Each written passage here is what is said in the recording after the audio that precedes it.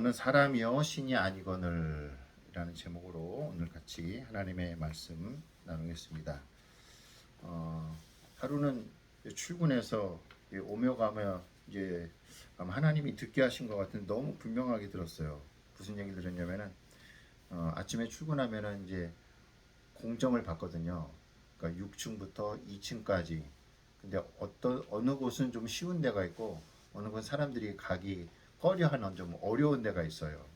그 중에서 아마 2층이 제일 짐도 무겁고 이제 힘든 데인데 어느 여자분이 같이 친한 분한테 얘기를 하는 거예요. 나 어떻게 2층 걸렸어 오늘 막 그러더니 그 친구가 그러더니 너 기도 안 했구나.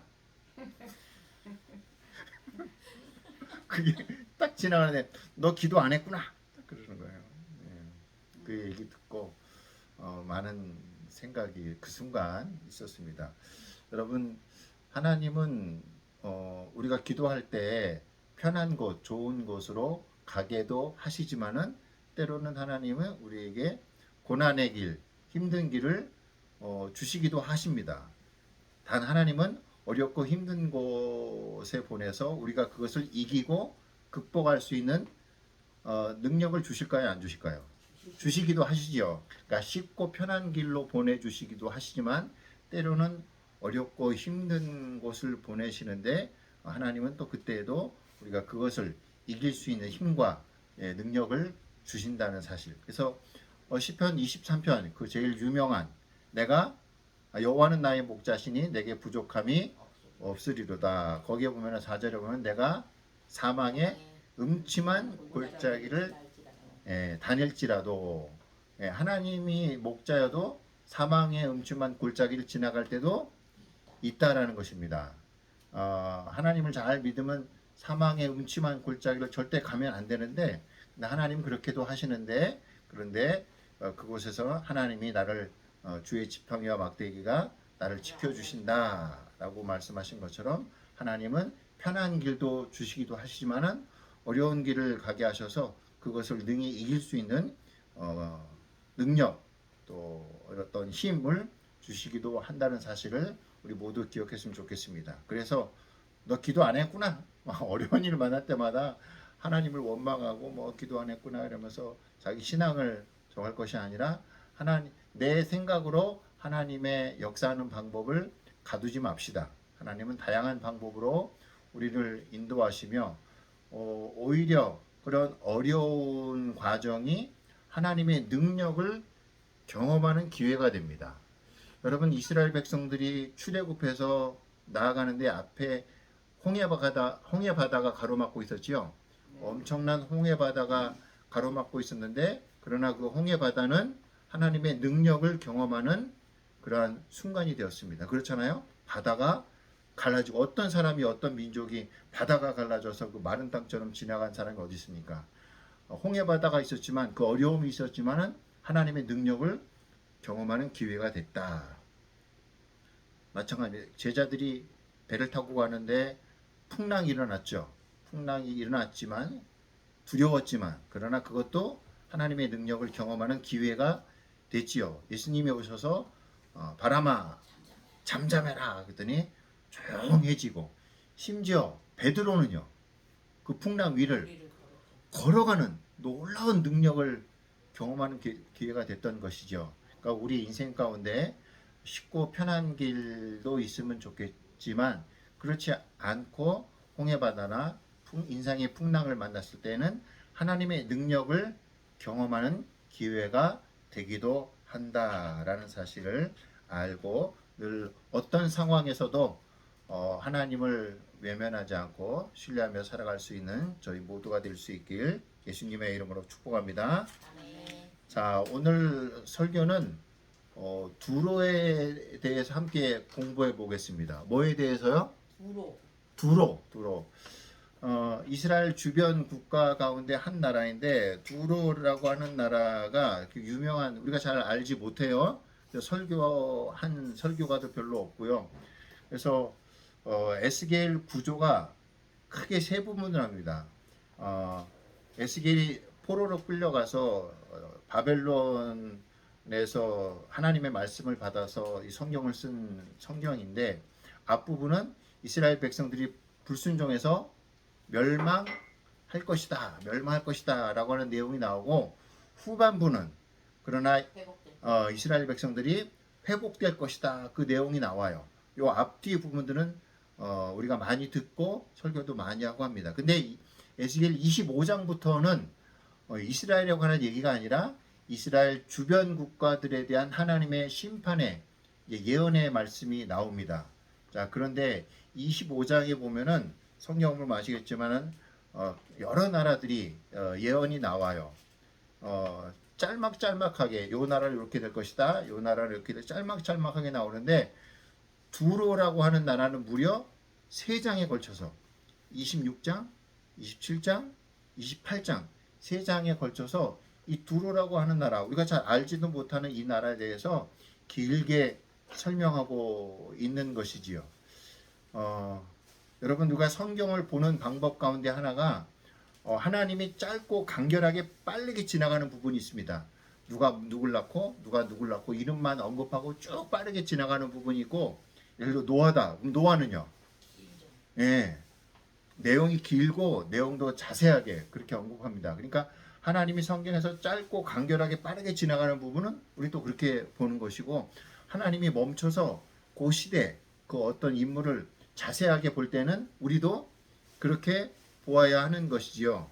그래서 이 에스겔 26장, 27장, 28장 이스라엘도 아닌데 이 두로라고 하는 나라에 대해서 3장에 걸쳐서 아주 자세하게 하나님께서 언급하고 있기 때문에 사실 설교할 내용이 찾기가 참 쉽지는 않은 부분인데, 오늘 이 두로에 대해서 함께 공부하고 두로 본문에 대해서 우리가 찾을 수 있는 교훈을 이제 나눠보도록 하겠습니다. 두로라고 하는 나라가 간단하게 정보를 좀 여러분과 제가 공부한 걸 나누게요. 위치는 이스라엘 북쪽에, 지금으로 치면 레바논 남쪽에 위치한 나라입니다. 두로에 관해서 성경의 대표적인 내용이 뭐냐면은 다윗 성을 지을 때, 솔로몬이 하나님의 성전을 지을 때 두로 왕 히람 들어보셨을 거예요. 두로 왕 히람이 재료를 백향목을 줬죠. 보내고 기술자를 보내서 다윗성을 짓고 하나님의 성전을 지을 때 그렇게 도왔던 두로 왕 히람, 아마 한 번쯤은 들어보셨을 것입니다. 그러니까 아마 그것이 두로에 관련돼서 가장 유명한 이야기 중에 하나입니다. 세계사에서 이 두로라고 하는 나라 티레, 저는 전혀 생각 안 나요. 생각나시나요? 티레, 티레? 티레. 예. 아, 나라인데요? 두루라고 하는 나라 이름, 세계사 속에서 학교에서는 티레, 영어식 발음인데 티레라고 가르치는데, 뭐 우리가 세계사 시간에 졸았거나 아니면 교과서시 언급하지 않았거나 아마 그랬을 것입니다. 티레라고 하는 나라는 못 들어봤지만은 페니키아 들어보셨습니까? 예. 피안 들어갔어요. 페니키아는 들어봤어요. 페니키아 이 문명에, 페니키아는 제국은 아니고 여러 국가들의 그 연맹을 가리키는데, 페니키아 문명의 중심 나라가 어디다? 도로. 두로였어요. 두로. 이 페니키아 문명의 두로. 아마 그러면 그 두로구나라고 알게 되는 것이고요. 또 뛰어난 항해술, 지중해를 장악했던 그런 나라 가운데 하나이고, 북아프리카의 카르타고를 세웠던 나라가 바로 이 두로라고 하는 나라입니다. 그래서 그거와 두로와 관련된 이제 2가지 얘기가 있는데, 두로에 공주가 있었는데 아버지가 돌아가시고 왕권 경쟁이 일어나죠. 자식 간에 왕권 경쟁이 벌어져서 거기서 공주가 자기 남편을 잃고 이제 두로라고 하는 나라를 탈출해서 북아프리카의 칼타고 지역으로 가게 됩니다. 그래서 그 원주민 왕에게 그 공주가 우리에게 좀 살 땅을 좀 팔아라. 돈이 있으니까 팔아라. 그래서 그 원주민 왕이 약간 비난하는 쪽으로, 그러면은 팔긴 파는데 소가죽 한 장으로 덮을 수 있는 땅을 주겠다. 그렇게 약속을 한 거예요. 소가죽 한 장, 그게 뭐 사람이 사겠습니까? 그런데 그 두로 에서 탈출한 그 공주가 아주 지혜를 발해가지고 그 소 한 마리 가죽을 구해다가 그걸 실보다 얇게 그 그래서 이렇게 예, 살아요. 실보다 아주 얇게 정성껏 다 자른 거예요. 길게. 그걸 붙여가지고 넓은 땅을 소가죽 한 장으로 그 땅을 덮어서 그 원주민 왕이 약속했기 때문에 그 넓은 땅을 주게 됐다는 얘기. 저도 이번에 두로라고 하는 나라에 대해서 공부하면서 알게 됐고요. 또 여러분들이 이건 들어봤을 거예요. 한니발 장군, 포에니 전쟁, 포에니 전쟁. 이것도 안 들어봤어요? 한니발 장군, 한니발 장군이 바로 이 두로가 공주가 방금 그 세운 북아프리카의 카르타고의 그 나라의 총사령관이죠. 그 한니발이 코끼리 부대로 로마 제군과 큰 싸웠던 포에니 전쟁, 1차 포에니 전쟁, 2차 포에니 전쟁. 저는 자세히 몰라요. 이번에 설교 준비하면서 일하면서 짬짬이 틈틈이 세계사 공부해서 저도 알게 된 사실인데 너무 재밌더라고요. 예, 그 한니발 코끼리 부대를 이끌고 로마 군대와 싸워서 나중에 결국은 이제 패하게 되지만 그러한 것들이 다 두로와 관련된 이야기입니다.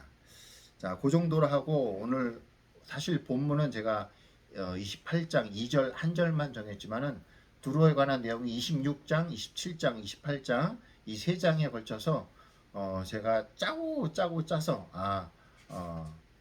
그래서 여러분과 나누는 교훈 세 가지를 오늘 이 시간 함께 나누도록 하겠습니다. 자, 오늘 두로에 관한 하나님이 주신 말씀의 첫 번째 교훈은 우리는 신이 아니다. 오늘 제목이죠. 너는 사람이요 신이 아니거늘라고 말씀하신 것처럼 우리 인생은 신이 아니고 하나님이 아니고 하나님의 피조물인 것을 기억해야 된다라고 하는 교훈이 가장 중요한 교훈입니다. 자, 두로가 멸망합니다. 하나님이 심판하셔서 멸망하는데, 근데 두로가 멸망한 이유 가운데 하나가 교만이었어요. 두로 왕은 아주 경제적으로 아주 부자였고 군사적으로 매우 강력한 군대를 특히 해군을 가지고 있었고 또 누구든 침입할 수 없는 그 요새 지금은 레바논 이 두로라고 하는 지역이 다 육지가 되었지만은 그 당시에만 해도 섬이었다고 합니다. 섬이었다고. 그래서 이 내륙 육지 부분은 여러 번 침략을 당했지만 이 섬에 있는 그러니까 지금 우리로 치면 강화도 정도로 생각하면 돼요. 육지에서 한 800m 떨어진 섬이 있어서 이 섬이 완전 요새화돼 있어가지고 어떤 제국도 침범하지 못하는 나중에 이제 말씀드리겠지만은 결국은 이제 알렉산더 대왕이 다 점령하게 되는데 경제적으로 풍부하고 군사력을 강하고 강한 요새가 있어서 결코 우리를 무너뜨릴 수 없다 그런 자신감이 있었고 그래서 그 자신감은 결국은 자신을 신이다 하나님이다 그렇게 말했던 것입니다. 자 오늘 주보의 순서지에 나오는 28장 2절 말씀에 그런 말씀이 있어요. 인자야 너가 누구였어요? 에스겔이죠. 너는 두로 왕에게 이르기를 주 여호와께서 이같이 말씀하시되 내 마음이 교만하여 말하기를 나는 뭐라? 나는 신이라 하나님이라는 거죠. 나는 신이라 내가 하나님의 자리 곧 바다 가운데 앉아 있다 하도다 내 마음이 하나님의 마음 같은 체할지라도 너는 사람이요 신이 아니다라고 말씀한 것처럼 오늘 하나님께서 이 두로라고 하는 나라를 흔적도 없이 심판하시는 이유는 두로의 뭐 때문에? 교만 조금 더 구체적으로 말하면 나는 신이다 나는 하나님이다 라고 말한 것 때문에 그렇게 하나님의 멸망을 받았다는 사실을 우리에게 첫 번째로 주는 교훈입니다. 교만 여러분 우리가 교만 하나님과 같은 교만 하나님과 같아지려는 교만을 절대 조심해야 됩니다. 여러분 선악과 사건 아시죠? 아담과 하와가 선악과를 따먹은 죄가 뭐 그렇게 큰 죄입니까? 예? 선악과 하나 아니 뭐 하나님이 째째하게 그 과일 하나 따먹었다고 해서 그렇게까지 벌하실 일입니까? 예. 그거만 보면은 아유 하나님이 좀 째째해 보여. 뭐 과일 하나 따먹었다고 해서 그렇게까지 하시나. 근데 그렇게 생각할 것이 아니라 그 따먹은 이유가 뭡니까? 하나님과 같게 되는. 하나님과 같이 되려고. 그러니까 그게 배고파서 단순히 과일 하나 따먹은 것이 아니라 그 따먹을 이유가 뭐냐? 하나님과 같이 되려고. 사탄이 나타나 너 저것만 먹으면 눈도 밝아지고 하나님과 같이 되기 때문에 하나님이 따먹지 말라고 한 거야. 그래서 따먹은 거야. 하나 따먹었다고 해서 하나님이 째째하게 너 먹지 말라고 먹었어 이것 때문이 아니라 하나님과 같이 되려고 하는 교만함 때문에 하나님께서 치셨다라고 하는 사실 오늘 문맥에서 같은 맥락으로 생각해 볼 수 있는 것이지요. 성경에서 인간의 죄를 가장 신랄하게 고발하고 있는 성경 가운데 하나가 사사기입니다. 사사기. 사사기의 결론이 뭐냐?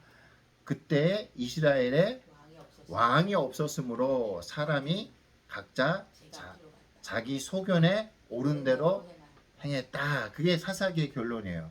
그때 이스라엘의 왕이 없었으므로 없긴 왜 없어요? 이스라엘의 왕이 누구였어요? 하나님이셨어요. 그러니까 이스라엘에 하나님이 계셨지만 하나님을 왕으로 인정 안 하고 각자 이스라엘 백성들이 각자가 왕이 되어서 하나님의 위치에서 자기 소견에 옳은 대로 내 생각대로 그렇게 살아갔다. 그 사사기의 마지막 결론을 그렇게 말해주고 있는 것. 사사기도 결국은 인간이 하나님을 인정하지 않고 왕이 있었지만 하나님을 인정하지 않고 각자 자기 소견에 옳은 대로 살아갔다 말씀하고 있는 것이지요. 그렇습니다. 교만. 이러한 교만이 오늘날 이 시대에도 팽배해 있습니다. 팽배해 있어요. 오늘날 시대는 어떤 시대입니까? 네. 내 감정이 느끼는 대로 절대 진리는 없습니다. 인정하지 않습니다. 다 상대적인 거예요. 내 생각하는 대로 내 판단하는 대로 살아가는 것이 그리고 네 인생이야. 네가 소중한 거야. 네가 그러면서 이 시대는 하나님을 신을 인정하지 않고 내가 주인이 되어서 살아가는 시대가 지금 현대의 시대이다라고 설명을 드릴 수 있습니다. 여러분 오늘 예배하는 우리는 꼭 기억합시다. 아무리 시대가 변해도 우리는 피조물이고 하나님이 창조주, 우리의 주인, 우리 인생의 주인이라는 사실을 잊지 말고 세상 모든 사람들이 자기가 하나님이 되고 자기가 신이 되고 자기가 주인이 되어서 살아가는 시대가 된다 할지라도 우리는 하나님을 인정하고 하나님의 피조물임을 나를 지으신 하나님이 있음을 꼭 기억하고 그러한 겸손 가운데 살아가는 우리 모두가 될 수 있길 예수님의 이름으로 축복합니다. 네. 두 번째로 오늘 두로에 관한 말씀 가운데서 주시는 교훈은 하나님의 예언은 반드시 이루어진다라는 말씀입니다. 자, 오늘 이 두로에 대한 이 심판의 말씀이 기록되어 있는데, 자, 여러분 오늘 순서지에 보면은 자, 26장 1절에서 4절 말씀 순서지 한번 보실래요? 자, 에스겔서 26장 1절에서 4절, 12절 제가 실어드렸는데 거기도 한번 같이 한번 읽어봅니다. 시작. 열흘째에 초하루에 여호와의 말씀이 내게 임하여 이르시되 인자야 두로가 예루살렘에 관하여 이르기를 아하 만민의 문이 깨져서 내게로 돌아왔도다. 그가 황폐하였으니 내가 충만함을 얻으리라 하였도다. 그러므로 주 여호와께서 이같이 말씀하셨느니라. 두로야 내가 너를 대적하여 바다가 그 파도를 굽이치게 함 같이 여러 민족들이 와서 너를 치게 하리니 그들이 두로의 성벽을 무너뜨리며 그 망대를 헐 것이요 나도 티끌을 그 위에 쓸어버려 맨바위가 되게 하며 내 재물을 빼앗을 것이며 내가 의역한 것을 노력할 것이며 내 성을 헐 것이며 내가 기뻐하는 집을 무너뜨릴 것이며 또 내 돌들과 내 제목과 내 흙을 다 물 가운데 던질 것이라. 아멘. 자, 이 말씀은 무슨 말씀인가? 하나님께서 두로를 심판한 목적이 첫 번째 교만, 나는 신이다, 나는 하나님이다 라고 했는데, 두 번째 두로의 심판의 목적이 뭐냐면은 다른 이의 실패, 다른 사람의 고통을 기뻐하고 그 다른 사람의 실패가 내 성공의 발판이 될 수 있다라고 하는 것 때문에 하나님께서 그렇게 심판하셨다 말씀하고 있는 것입니다. 2절에 보니까 인자야 두로가 예루살렘에 관하여 이르기를 아하 만민의 문이 깨져서 내게로 돌아왔도다. 만민의 문이 뭐냐면 이스라엘의 멸망을 말하는 겁니다. 만민의 문이 깨져서 내게로 돌아왔다. 이제 내가 중심이다. 이스라엘 중심이 아니라 내가 중심이다. 내가 충만하게 될 것이다. 라고 이렇게 다른 사람의 실패, 다른 사람의 고통을 기뻐하고 그것이 내 성공의 발판으로 삼았던 것이 하나님이 두로를 심판한 이유 가운데 하나인데, 자 거기에 4절에 보면은 하나님께서 두로의 성벽을 무너뜨리며 그 망대를 헐 것이요 나도 티끌을 그 위에서 쓸어 버려 맨 바위가 되게 하며. 맨바위 모든 것을 다 무너뜨리고 바위만 남게 하겠다. 그리고 12절에 보면은 그 돌들과 제목과 흙을 다 어디 가운데 던질 것이다? 물 가운데 던질 것이다. 그렇게 말씀하고 있습니다. 이 예언이 이루어졌을까요? 안 이루어졌을까요? 이루어졌습니다. 아무도 이 두로라고 하는 나라를 점령을 못했습니다. 바벨론도 그렇고 이 내륙은 점령을 했지만 그 강화도와 같은 섬이 있었다고 그랬죠. 거기는 점령을 거기가 본부인데 못했어요. 아시리아라는 나라도 쳐들어왔는데 내륙은 점령을 했고요. 무너뜨렸는데 그 섬은 점령을 못했습니다. 그런데 그 다음에 그렇죠. 알렉산더 대왕이 와서 내륙을 점령했는데 또 이 강화도 같은 섬이 하나 있는 거예요. 저희가 본부인데 800m 떨어진 길입니다. 갈 길이 없는 거예요. 그래서 알렉산더가 지금 뭐 제가 자세히 알지도 못하고 공부한 것만 말씀을 드리면은 알렉산더가 6개월 동안 전투를 치렀는데 어떻게 했을까요? 어떻게 이겼을까요? 맞아요. 그 내륙에 있는 두로의 모든 성읍들 무너진 돌들을 다 메꿔 간척 사업을 해서 이 제방을 만든 거예요. 바다를 메꿔 가지고 그 800m가 되는 그 길을 만들어 가지고 거기서 알렉산더 대왕 육군이 쳐들어가 가지고 결국은 그 성을 무너뜨렸다는 사실. 자, 거기 보면은 우리 12절에 내가 성경 공부하면서 제가 성경 공부에 놀란 것이 후반절에 보니까 집을 무너뜨릴 것이며 내 돌들과 내 제목과 내 흙을 다 물 가운데 던질 것이라. 이 말씀 보고 하나님의 예언의 말씀이 알렉산더가 그 내륙에 있는 돌을 던져서 길을 만들었다. 그것들을 다 모아다. 왜 바다를 메꾸려니까 그거를 다 메꿔 그래가지고 그 했다는 거예요. 세계사 속에 나오는 이야기입니다. 관심 있으면 조금만 찾아보면은 알렉산더와 두로와의 티레와의 전쟁을 찾아보면 알 수가 있어요. 그래서 그 제방 길을 만들어서 지금 지도는 레바논에 그 섬이 없어요. 알렉산더가 그걸 육지로 제방을 만들었기 때문에 지금 육지화 되어 있는 것이죠. 야, 이 말씀 보면서 하나님의 말씀이 정확하게 또 예언된 것이 이루어졌음을 제가 이 성경을 공부하면서 설교를 준비하면서 보게 된 것입니다. 여러분, 하나님의 예언의 말씀은 반드시 이루어집니다. 네. 그래서 설교 시간에 여러 번 이야기했듯이 성경에 여러 가지 예언이 있지만 그 중에서 하나 중요한 예언, 아직 이루어지지 않은 예언 뭡니까? 예수님께서 다시 오신다는 예언의 말씀. 다 이루어졌어요. 모든 예언의 말씀이 성경 읽다 보면 어쩜 이렇게 사람들의 사랑이 식어지고 뭐 돈을 어떻게 그 전에 예수님 이전 시대에 이렇게 다 예언의 말씀이 다 이루어졌는지 깜짝깜짝 놀랍니다. 그러나 그 예언의 말씀 아직 하나 이루어지지 않은 것이 있는데 그게 뭐다? 예수님의 재림. 하나님께서 예수님이 재림하신다고 그랬고 그 주님이 다시 오신다고 말씀하셨습니다. 여러분 순서지에 실어드렸는데 사도행전 1장 11절 말씀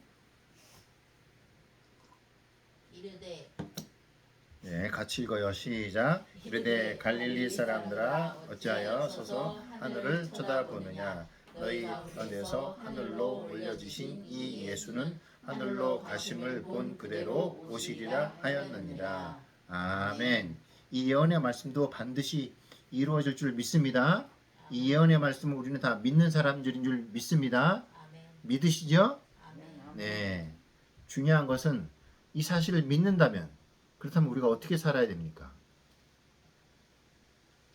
다시 오신다는 예언의 말씀도 반드시 이루어질 것이다 라고 믿는다면 우리가 어떻게 살아야 됩니까? 잘 살아야 됩니까? 하나님 말씀대로 살아요. 예. 주님 다시 오시는 것을 기다리면서 하는 거죠. 그걸 뭐라고 그래요? 네 글자로. 마라나타. 그렇죠. 마라나타. 마라나타 뜻이 뭡니까? 아멘. 주 예수여. 어서 오시옵소서. 네. 어서 오시옵소서. 아멘. 주 예수여 오시옵소서.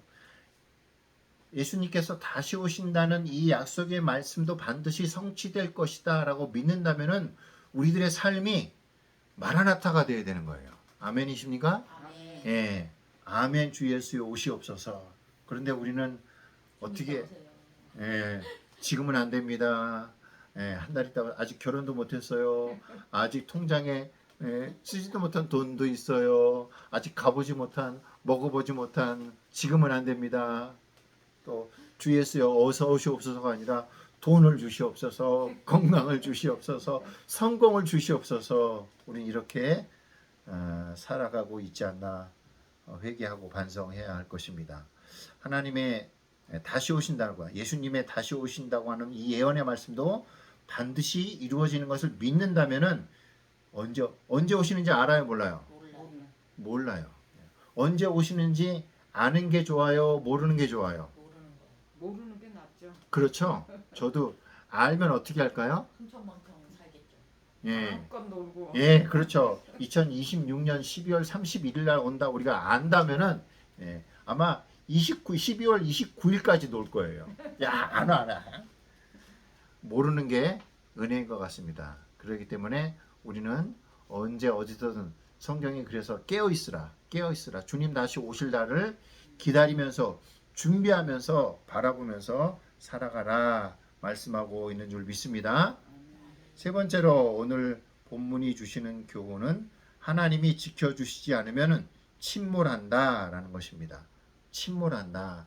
오늘 두로가 아주 그때 당시에 이 페니키아의 중심, 수도는 아니지만 중심 나라였는데 그래서 성경의 27장에 보면은 두로를 배로 비유하고 있습니다. 배는 배인데 뭐 돛대라든가 나무 이 모든 것을 최고급 재료로 썼다. 그리고 배를 운영하는 사람도 최고의 선원들이다. 그 얘기를 하고 있어요. 자, 27장 5절 9절 말씀. 자, 여러분 순서지에 있어요, 없어요? 있어요. 자, 같이 한번 읽어봅니다. 자, 시작. 스늘의 잣나무로 내 판자를 만들었으며 너를 위하여 레바논의 백향목을 가져다 돛대를 만들었도다. 바산의 상수리 나무로 내 노를 만들었으며 기팀성 황량목의 상아로 우며 갑판을 만들었도다. 애굽에 수놓은 가는 배로 돛을 만들어 깃발을 삼았으며 엘리사 섬의 청색, 자색 배로 차이를 만들었도다. 시돈과 아루왓 주민들이 내 사공이 되었으며 두로야 내 가운데 있는 지혜자들이 내 선장이 되었도다. 그들의 눈과 지혜자들이 내 가운데에서 배 틈을 막는 자가 되었으며 바다의 모든 배와 그 사공들은 내 가운데에서 무역하도다. 아멘. 좀 무슨 말인지 이해가 되시죠? 두로를 그때 당시에 강성한 나라였는데 그래서 배로 비유해서 그 배로 비유하면은 최고의 좋은 재료로 만들었고 그 사람들도 최고의 선장과 갑판장들 기술자들이다 그 말입니다. 그래서 스스로 말하기를 두로라고는 배는 침몰한다, 침몰하지 않는다. 절대 침몰하지 않는다라고 그렇게 이야기하고 있는 것이죠. 그러나 어떻게 됐습니까? 좀 전에 이야기한 것처럼 하나님이 치시면은 무너지는 것이지요. 어떤 배가 생각나지 않습니까? 영화 지난번에도 말씀드린 것 같은데 타이타닉. 사람들이 타이타닉 1912년대라고 하고요. 타이타닉 높이가 20층 높이에요. 그러니까 그때 당시 고층 건물이 별로 없었을 때 타이타닉 건물 높이가 20층 정도 되는 높이였으니 이 배는 절대 침몰하지 않는다. 어마어마하다. 막 사람들이 막 신도 이 배는 침몰시킬 수 없다라고 그렇게 찬사를 보냈는데 결국은 어떻게 침몰합니까? 빙하와 부딪혀서 침몰하게 되지요. 두로가 그랬습니다. 두로가 우린 절대 침몰하지 않는다. 그렇게 자신만만했지만 결국은 하나님이 치심으로 말미암아 그렇게 무너지게 됐다라고 하는 사실을 오늘 성경은 보여주고 있습니다. 여러분 시편 127편 1절 말씀 주보에 보이십니까? 시편 127편 1절. 자, 시작. 여호와께서 집을 세우지 아니하시면 세우는 자의 수고가 헛되며 여호와께서 성을 지키지 아니하시면 파수꾼의 깨어 있음이 헛되도다. 아멘. 하나님이 지켜주시지 않고 하나님이 세워주시지 않으면은 다 무너지고 만다라는 사실을 여러분 꼭 우리가 기억할 수 있길 바랍니다. 두로의 본문이 주는 교훈이 세 번째 교훈이 그것입니다. 아무리 막강해도 하나님이 뭐 하시면 치시면 무너지는 존재라는 것입니다. 우리 인간 중에 교만한 사람이 있죠. 어떤 사람입니까? 내 통장에 여유자금 100억이 있어. 그럼 어때요? 100억이 없어 봐서 모르겠죠. 100억이 있어. 그러면 아주 든든한 거죠. 내가 국회의원인데 우리 아버지가 국회의원인데 나는 태어난 아주 강철 체질이야. 나는 건강해. 뭐 그런 사람도 있죠. 우리 중에 또 어떤 사람들은 삼성그룹 회장의 아들. 우리 아버지가 삼성그룹 회장이야. 그 사람은 어떨까요? 뭐 안 돼봐서? 몰라요. 든든할 것 같지 않아요? 끄떡없지. 내 통장이 1000억이 있고 뭐 회장님의 아들이면. 그러나 그러한 사람들도 하나님이 치시면은 무너진다라고 하는 사실을 꼭 명심해야 됩니다. 숫자의 마지막으로 숫자 예화 두 가지만 한번 들어볼게요. 여러분 숫자 1000이 있고 만이 있고 10만이 있고 10만 다음 뭐죠? 100만. 아무리 숫자가 많아도 곱하기 0은요? 0이에요. 1억이 있어도 곱하기 0은 0이죠. 아무리 많이 가졌어도 하나님이 치시면은 결국은 아무것도 아니라는 사실. 그 숫자의 첫 번째 의미고요. 아마 이거 들어보셨을 겁니다. 0하고 1하는 디지털은 0하고 1로 이루어져 있죠. 01, 01. 그런데 0이 세 개가 있고 1이 하나가 있어요. 근데 0을 앞에다가 먼저 세우고 1을 그 다음에 두면은 어떻게 됩니까? 0, 0, 0, 1. 그럼 뭐가 돼요? 1이죠. 0, 0, 0, 1은 1이에요. 근데 1부터 앞에 세우고 0을 뒤에 3개 세우면 뭐가 됩니까? 1000이 되는 거죠. 0이 4개가 있어요. 근데 0을 앞에다가 먼저 세웠어요. 0, 0, 0, 0, 1. 그럼 뭐예요? 1이죠. 근데 1부터 세웠어요. 1 세우고 0, 0, 0, 0 뭐예요? 만이죠. 어휴, 수학 잘하셨나 봐요. 우리 아버지가 수학 선생이에요. 예.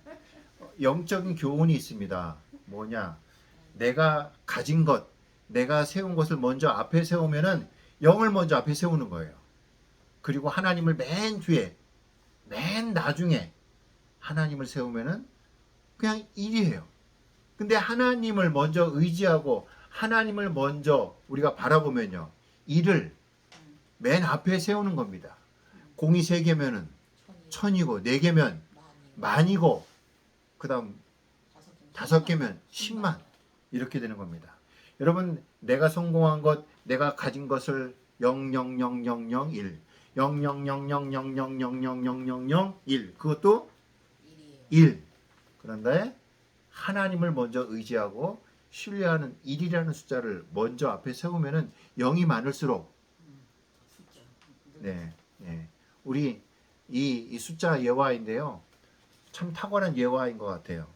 우리가 인생 살아가면서 내가 가진 것, 내가 성공한 것 내세우고 하나님 저 꼬레비에 세울 것인가? 아니면 내가 이루고 내가 성공하고 내가 가진 것이 많지만 하나님을 가장 먼저 신뢰하고 바라보는 이 1이라는 숫자를 먼저 세울 것인가? 엄청난 차이가 있는 것입니다. 그렇게 하나님을 가장 먼저 신뢰하고 바라보며 살아가는, 그래서 능력 있는 삶을 하나님을 누리며 살아가는 삶을 살아가는 이를 먼저 세우는 지혜자가 될 수 있기를 예수님의 이름으로 축복합니다. 아멘. 예, 마지막 찬양